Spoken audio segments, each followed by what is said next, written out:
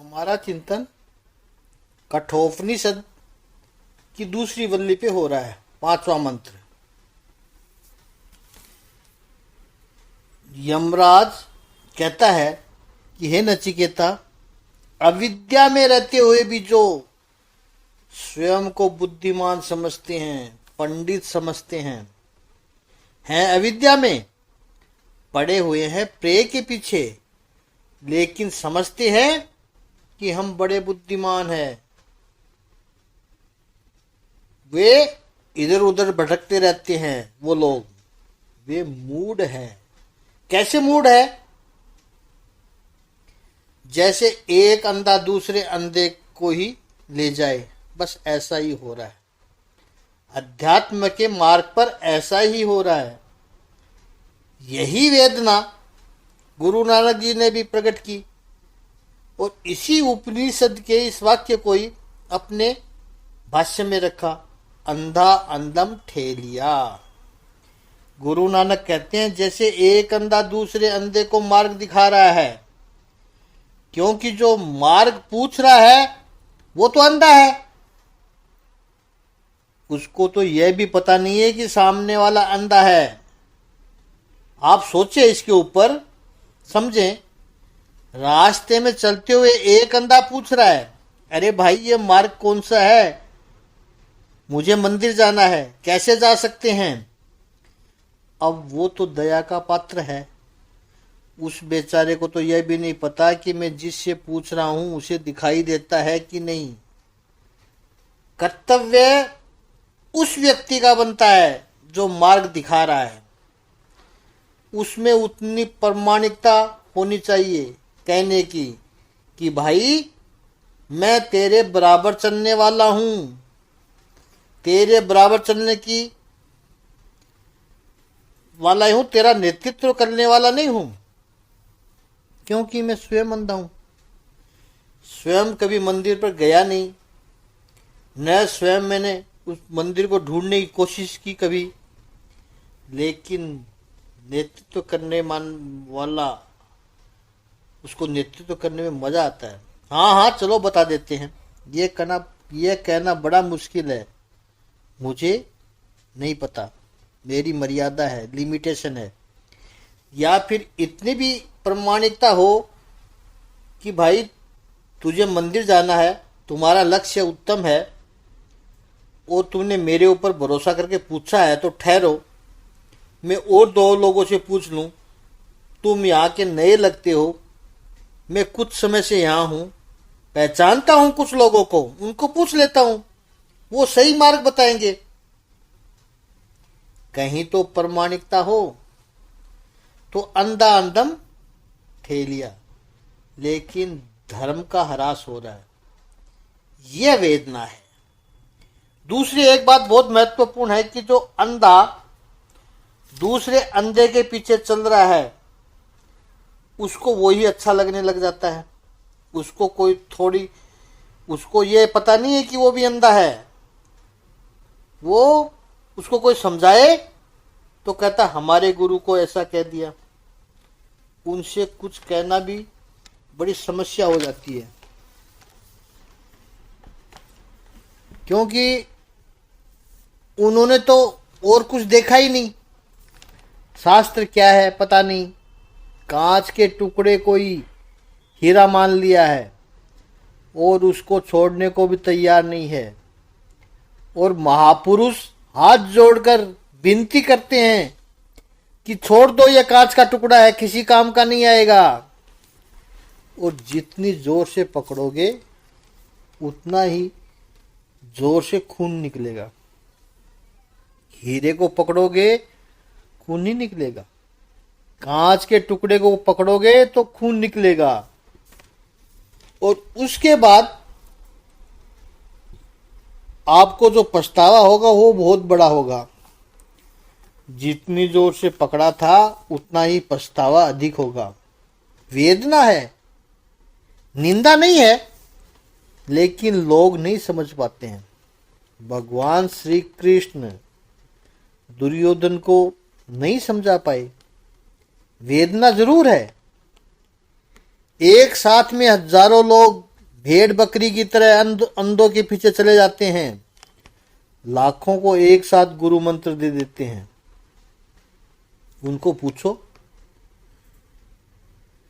क्या पाया आपने इनसे, वो कहेंगे कुछ नहीं, बस प्रचार का काम में लगा देते हैं। आंतरिक कल्याण अपना अभ्यास न के बराबर है। जागृति होनी चाहिए कि अंधेरे की हिम्मत ही न हो पास में आने की, यह होना चाहिए।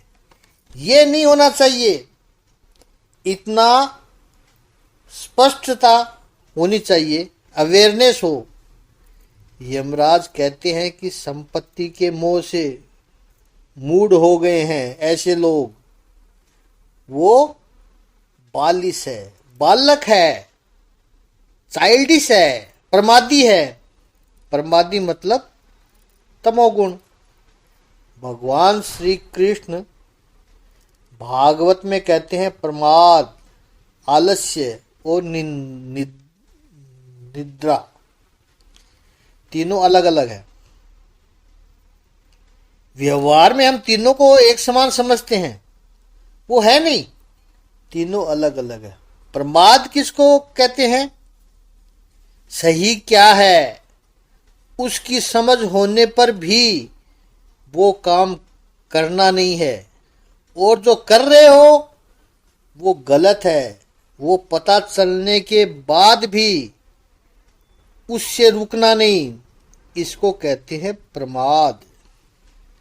दुर्योधन प्रमाद का स्वरूप था। महाभारत के युद्ध के बाद भगवान श्री कृष्ण ने दुर्योधन से पूछा कि अब तो तुझे लगता है कि तूने गलत किया, इतना मैं समझा रहा था तुझे कि दुर्योधन मान जाओ, रुक जाओ, तुम नहीं रुके। अब तो लगता है ये विनाश देखने के बाद कि तुमने जो किया वो गलत किया। दुर्योधन कहता है नहीं, सही क्या है ये मुझे पता है, लेकिन मैं वो करता नहीं हूं। मैं जो कर रहा था वो गलत था, यह भी मैं जानता हूं। दुर्योधन देखें तो बहुत बुद्धिमान व्यक्ति था। समाज की मेजॉरिटी उसने अपनी तरफ ले ली थी। ऐसे ही नहीं आती है मेजॉरिटी, कितने ही लोगों की संपत्ति उसने ले रखी थी। दुर्योधन ने पूरे गलत काम करता रहा, पांडवों को परेशान करता रहा, इतने दुख, इतने कष्ट दिए उनको, उनके अधिकार से वंचित रखा। कितना सिस्टमेटिकली काम किया दुर्योधन ने। अंत में जब फैसला करने की बारी आई, उस समय भी मेजॉरिटी अपने पक्ष में रखी। 18 अक्षौहिणी सेना इकट्ठी करके अपने पास रखी है उसने। ये सब बिना बुद्धि से नहीं हो सकता है। और पांडव सच्चे थे, इतना ही नहीं, भगवान श्री कृष्ण उनके साथ थे, फिर भी 7 अक्षौहिणी सेना। ऐसा कुशाग्र बुद्धिमान था दुर्योधन। पता था उसको कि मैं जो कर रहा हूं गलत है वो, लेकिन मैंने कभी अपने आप को रोका ही नहीं। एक एक सीढ़ी नीचे ही उतरता गया। जब पूछा कि ऐसा क्यों किया, तो वो भी जिम्मेदारी उसने अपने ऊपर नहीं डाली, दूसरे के ऊपर डाल दी। मेरे सिर पर कोई देव मुझे बोलता गया और मैं करता गया, इसको कहते हैं प्रमाद। आज एक एक व्यक्ति में दुर्योधन आ गया है, इसको कहते हैं प्रमाद। क्या हमें नहीं पता सही बात क्या है, अच्छी बात क्या है? हमें नहीं पता है क्या? सब जानते हैं क्या अच्छा है, लेकिन करने वाले कितने हैं? और यदि हम कुछ गलत कर रहे हैं तो भी हमें पता चल जाता है कि हम जो कर रहे हैं वो गलत है, अयोग्य है, पता चल गया तो रुक जाओ। इंसान है, गलती कर बैठे, लेकिन अब रुक जाओ, पता चल गया तो। जिस क्षण पता चल गया कि गलती है, रुक जाओ। पर कितने हैं रुकने वाले? रुकेंगे ही नहीं, क्योंकि वो तो दलदल है, खींच लेता है। और वो लालच है कि और थोड़ा अधिक मिल जाएगा। जितना खींच सके खींच लो। मोह है ये मोह है। हमारी तो ये सोच होती है कि गलत ना हो, कुछ दुख मिलेगा, भोग लेंगे। लेकिन जो गलत करते हैं वो तो कुछ भी नहीं सोचते हैं, बस एंजॉय करो। स्वर्ग नरक किसने देखा है? ऐसे लोगों के लिए यमराज कहते हैं वो ही मेरे शिकार बनते हैं, बार बार मेरे वश में आते हैं और उनको नरक लोगों में जाना पड़ता है। इस मंत्र में साफ कह रहे हैं यमराज, जो कहते हैं अस्तित्व है जैसी कोई चीज है ही नहीं, वो भी मेरे पास ही बार बार आते हैं, वही आते हैं मेरे पास बार बार। अब 7वां मंत्र बड़ा सुंदर है। श्रद्धा नहीं रख सकते, समझ नहीं रख सकते, श्रद्धा नहीं रख सकते। पहली बात तो ये ज्ञान बहुत लोगों को सुनने को ही नहीं मिलता है। कौन बात करेगा आत्म तत्व की? कौन समझ पाता है? पहली बात तो ये सुनाने वाले कम है, तो सुनने वाले को मिलता ही नहीं है। सुनाने वाले कम है, सुनने वाले भी है, उनमें से बहुत सारे हैं जो इसको समझ नहीं पाते हैं। यमराज कह रहा है ऐसा ही है। एक तो इस ज्ञान का वक्ता है वो आश्चर्य में है।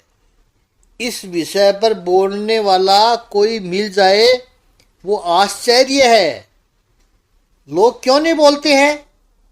तो सीधी सी बात है कि जिस माल की खपत होगी उसी को तो लोग बेचेंगे। जिस माल की डिमांड ही नहीं है उस माल को बेचना तो पागलपन का काम है। जैसे हम लोग इस पर चिंतन कर रहे हैं पागल बन के, कोई वीडियो देखता भी नहीं है, पसंद नहीं करते हैं, कोई देखता है तो आगे फॉरवर्ड नहीं करता है, इतने लोगों के पास भेजते हैं। यानी हम जिसकी डिमांड नहीं है उसकी सप्लाई करने में बैठे हैं। और ऐसे आश्चर्य कारक वक्ता मिल भी जाए तो उसको प्राप्त करने वाला कोई कुशल समझदार श्रोता कोई विरला ही होता है। तो इसका उपदेश करने वाला आचार्य भी दुर्लभ है और इसको समझने वाला शिष्य भी दुर्लभ है।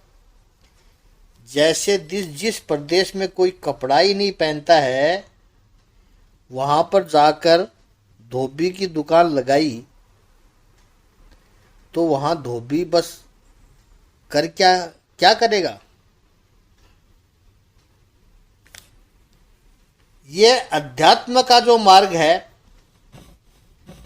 वो विरोधी प्रवाह में चलने की प्रक्रिया है। नदी के साथ बहना बड़ा आसान है, कुछ भी न करो, बस थोड़ा सा फ्लोटिंग आ जाए तो नदी खुद घसीट कर ले जाती है। लेकिन नदी के विरुद्ध प्रवाह में तैरना मुश्किल जरूर है, लेकिन याद रखना कि दुनिया याद भी उन्हीं को ही रखती है जो घसीट कर चले गए, बह कर चले गए। उनको कहाँ याद रखती है? दुनिया खाया पिया मौज किया उनको कौन याद रखता है। विरोधी प्रवाह में चले, कष्ट आते हैं, लेकिन जिसने सहन कर लिया वो शहंशाहों का शहंशाह बन जाता है। आगे का चिंतन कल करेंगे। ओम श्री सच्चिदानंद भगवान की जय। ओम श्री आनंद गंध भगवान की जय।